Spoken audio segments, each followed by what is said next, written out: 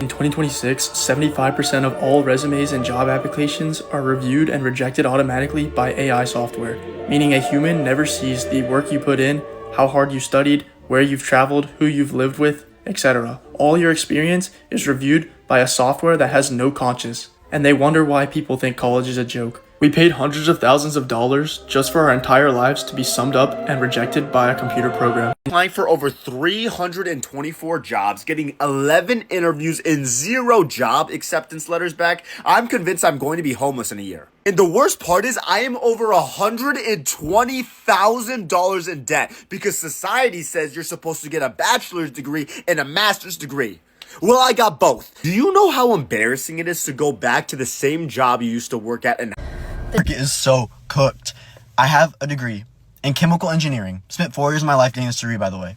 And I can't get a job anywhere. I've applied to so many different engineering firms. I just cannot get a job. So then I started applying to places like Walmart and McDonald's, and I've been rejected from all of them. Every single one.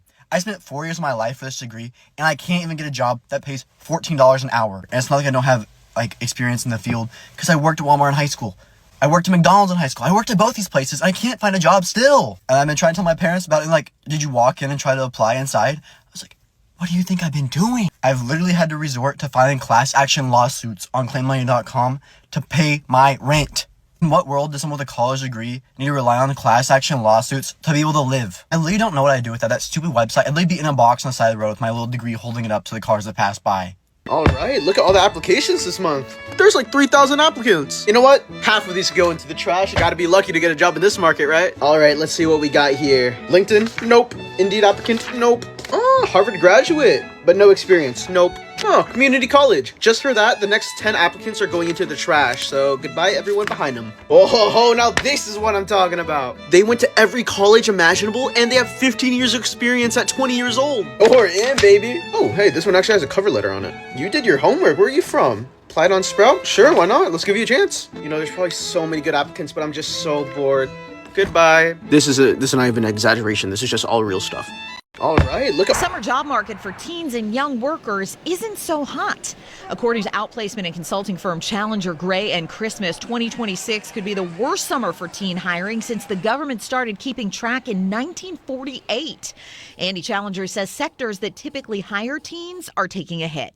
This year, inflation, high oil prices are hitting the handful of industries like leisure and entertainment, that extra pocket money spending during the summer, where teenagers tend to find most of the summer jobs. There's also competition from recent college grads who have struggled to land permanent gigs, and from workers of retirement age who are increasingly seeking part-time and seasonal roles, and automation. A lot of companies like fast food restaurants and convenience stores have made investments over the last few years in self-service kiosks, checkouts, those typical jobs that would go to teenagers. Nicole Bichot, labor economist at ZipRecruiter, says employers have played it safe with hiring in an uncertain economy. Gen Z is facing the worst unemployment rate in decades. More often than not, it's literally just rejection. And it's always the automated messages. I've only gotten one where it's oh, you can do a video interview, but that's the first stage out of 7 others. So no luck. So is it just a feeling that there are no jobs out there, or is Gen Z actually facing an employment problem? According to StatsCan, Canadian graduates between the ages of 15 and 24 are facing the highest unemployment rate this country has seen since the mid-90s. In January 2023, the seasonal adjusted unemployment rate in this group was 10%. Just over 2 years later, it sits at 14.2%. In Quebec, unemployment is below the national average, but it's still creeping up. There's a lot of uncertainty in the market right now.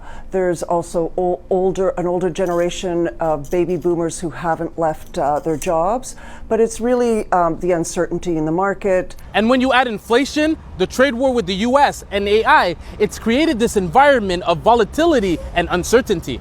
It really shouldn't be that way. You know, you put 4 years into your education, you should be able to find at least a good number of jobs within the field, but it's kind of limited. And so now the option is for a lot of students like me to do a master's or a PhD. The feds recently announced 6,000 more jobs for youth to attempt to help alleviate the job crunch. Even then, many are losing hope. It's a little defeating because it takes time in developing your resume to make sure, you have stuff on it to stand out, to get that interview, to even, kind of get your foot in the door, get connections and stuff like that. So getting the rejection, in which usually comes in the form of an email, it is a little defeating because we put time and effort into it.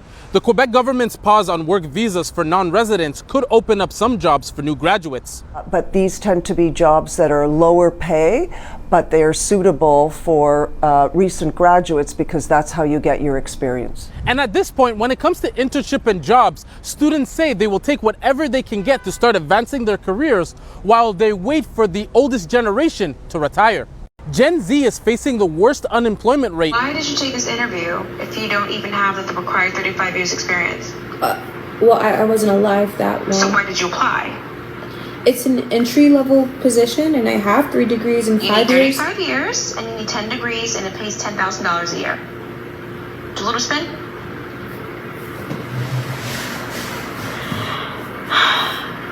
Can you lose 30 to 40 pounds?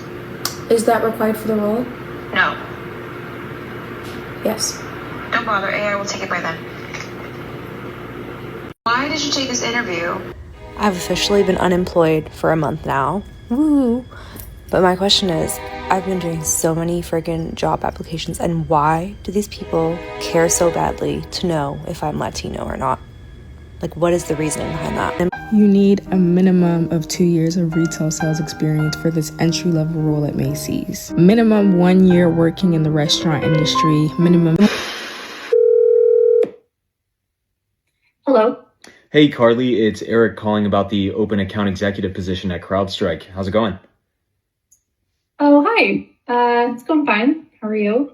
I'm doing good. Yeah, I wanted to reach out about the SMB account executive role you posted in Austin, Texas, and just briefly introduce myself. I actually submitted all my information this morning and wanted to reach out directly. I know you guys are a top company, and I'm sure you're getting a ton of applicants, but just wanted to see if you even had 2 minutes for me to share why I think I'd be a great fit for the role. Yeah, so the open AE position. Yeah, I mean, thanks for reaching out. As you can imagine, we get hundreds of applicants for open roles. And so I think what would be best is if you've already submitted your application, like you said, just wait and somebody will reach out to you with next steps. Sure. Okay. I appreciate that. And yeah, like I said, I imagine you guys get probably hundreds of applications already. I know I submitted when it opened this morning. I guess, I'd be curious from your perspective if there's anything I could do to stand out. I do have 2 years of experience at MongoDB and happy to get into that, but it sounds like this may not be the best place. Yeah, I mean, I'm not the one that really handles the next steps here. I'm definitely glad that you're interested. It sounds like you have good background. I guess if you wanted to send me a direct email, I can forward it to Sarah, who's the hiring manager for this position, and she can review it herself. Sure. Yeah, I'm happy to do that. I don't know what you prefer. I can attach my resume or just send a brief write-up about it. I don't know if you'd be comfortable too. I could give her a call after sending you the email. Yeah, that would be fine. I can connect you with her. Okay. Awesome. And yeah, I think I have your email from submitting my application this morning. So I'll get that drafted up here and sent in about 2 minutes. I guess just curious, totally fine if this is kind of outside of what you do for a normal applicant role, but I guess anything I could share here or question you have for me to maybe put in a good word? I don't think anything more than what you've shared. It sounds like you have relevant sales experience. So, I mean, obviously just make sure to highlight that and any other skills you feel like would be applicable to this company in this position. I think other than that, I mean, that's the main advice I can give you. Okay. No, hey, I really appreciate it, Carly. I'll send that within a couple of minutes here, and then I'll reach out to Sarah as well. Thanks for all the help. Sure. Sounds good. Good luck. Thanks. Indeed, that is an absolute F tier. I don't know if you knew this, but Indeed has been caught using ghost applications, meaning a lot of the jobs on their website don't exist. LinkedIn, that's going to be a C tier because I do love networking with people on LinkedIn. However, when you're applying for a job, you're applying against like 1,000 other people, and that's why you're not getting an interview. ZipRecruiter, that's going to be a D tier. Do you actually know anyone that's ever gotten a job from ZipRecruiter? Teal, that is going to be an S tier because Teal will take your resume and tailor it at the specific position you're applying for, which will help you to pass ATS scanners and actually land an interview. Just comment job and I'll send you the link. And there. What was that, my 7th job application for the week? Let's go me!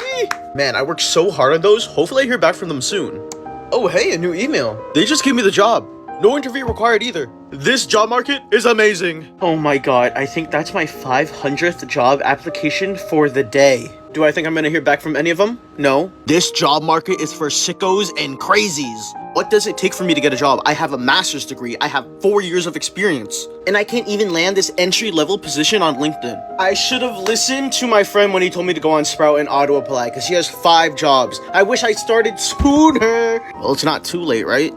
Wait, this is so much easier. Hi, I heard you guys are hiring. Is the job still available? Yes, it is. Just give me a few minutes and we can set up a little interview for you. Thank you so much. Okay, so what are your credentials? So I just graduated college with a BA in psychology and a 3.8 GPA. Oh, very nice. Okay. And I know this is a little unconventional, but would you be able to work any weekends? Oh no, sorry. I only have weekdays available. Well, doesn't hurt to ask, right? You can start next week. Oh my gosh, thank you so much. I was just going to say, life right now, especially in the world we're living in, is too hard and too short to make anybody around you, especially the people you love, make any of their goodness a threat to you. It's just too dark. You're gonna blink and life is gonna be done. Yeah. And it's just like when a good thing happens to you, it happened to all of us because life's hard and we should just enjoy it. You know what I mean? Yeah, and I would certainly say too to a unemployed 22-year-old, sorry that you ended up in one of the worst. Here's what my 5 to 9 after my 9 to 5 actually looks like. It's 5:30, so let's clock out. My parking is about a 10 to 15 minute walk away, but I actually don't mind since it's a nice way to get my steps in after sitting at my desk all day. I've also been using the WalkPay app, which you can download in Play Store and App. Figure this out. Yo, I really don't need you on my bumper right now, man. Look, you angry, I get it. Cool. We all feeling Billy. Figure this out. Yo, I really... Tomorrow, here's the one thing I'd be doing to land a job immediately in 2026. And I'm saying this as a CEO of a hiring company who speaks to recruiters, hiring managers, and talent every single day. I got this advice from a professor in college who said, every single day, you should apply to just one job. Not 10, not 20, not 50, one job a day. You should wake up. You should put on real clothes and you should leave your house and go to a coffee shop and treat applying to a job like a full-time job. Then start researching potential opportunities. So let's walk through this together. You can go to app.collabwork.com, my company where we have hundreds of thousands of open roles. Start typing in a company you might be interested in, a job title, other criteria of where you want to start your search. Let's say we come across this job from Morgan Stanley in their customer marketing department, and I decide this is the one job I'm going to attack and apply for today.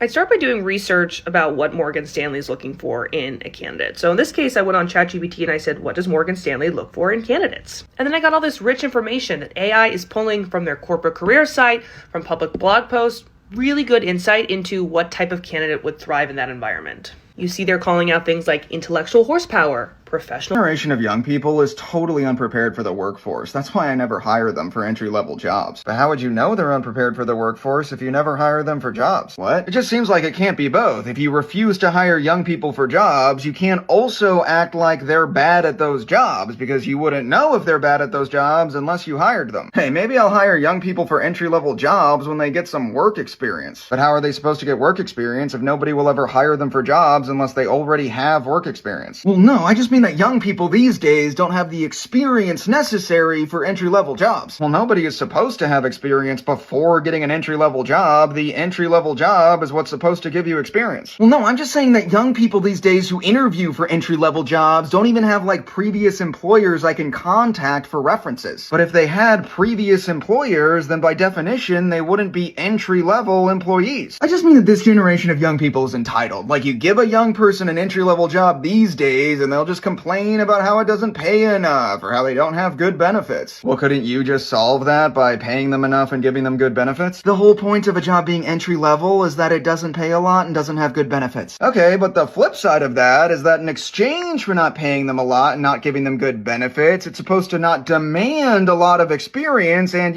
prepare you for the workforce. Why would I hire an inexperienced, entitled young person for an entry-level job when I could hire a super experienced, mature, old person for the exact same entry-level job? But then how could that be considered an entry-level job? Because if the person you're hiring already has a lot of experience in the workplace, then this wouldn't be the level they're entering the workplace on. What's your point? My point is, if for entry-level jobs full of demeaning work with low pay and bad benefits, you're exclusively hiring old people who have already been in the workforce a while, then those jobs no longer qualify as entry level, they're